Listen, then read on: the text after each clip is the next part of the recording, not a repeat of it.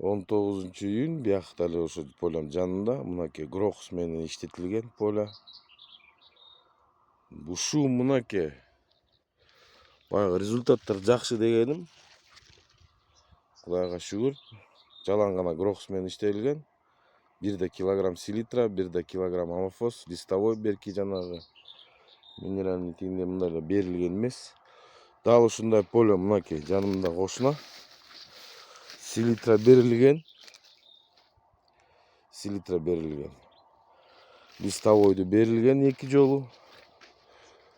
Баягы берки органика эмес, минеральный эмелер менен кандай эмени берип атканын мен сураган да жокмун, бирок биринчиден бул кызылча эрте себилген.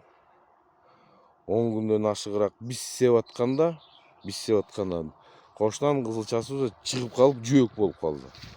Азыр мында салыштырганда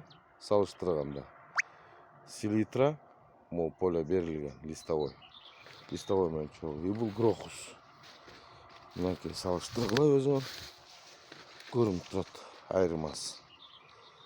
Жалбырактар барпайып кадимкидей эле уже жетмек турганбыз, уже ашып кетти дагы боюнан жалбырактын. Эми баягы бизге жалбырак кудайыбыз түптөрү да жакшы.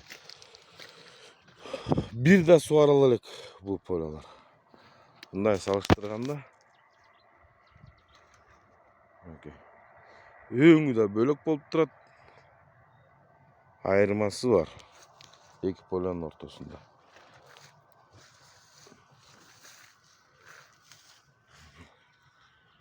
Өңдөрү да бөлөк болуп атат. Ошондо оң тарабында селитра менен листовой подкормка берилген. Минеральный удобрение менен колдонуп атат. Биз болсок Грохус менен колдонуп атабыз. Кудай буйруса күзүндө результаттарды эми танаш менен билинет. Канча тонна гектардан берилген.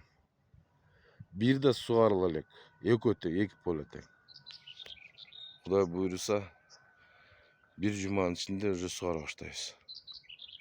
19-июнь биякта эле ошо полем жанында мынакей Грохус менен иштетилген поле. Ушул мынакей баягы результаттар жакшы дегеним. Кудайга шүгүр. Жалаң гана Грохус менен иштелген. 1 килограмм селитра, 1 килограмм амофос, листовой берки жанагы минеральный тигиндей мындай эле берилген эмес. Дал ушундай поле мынакей жанымда кошуна. Селитра берилген. Листовойду берилген.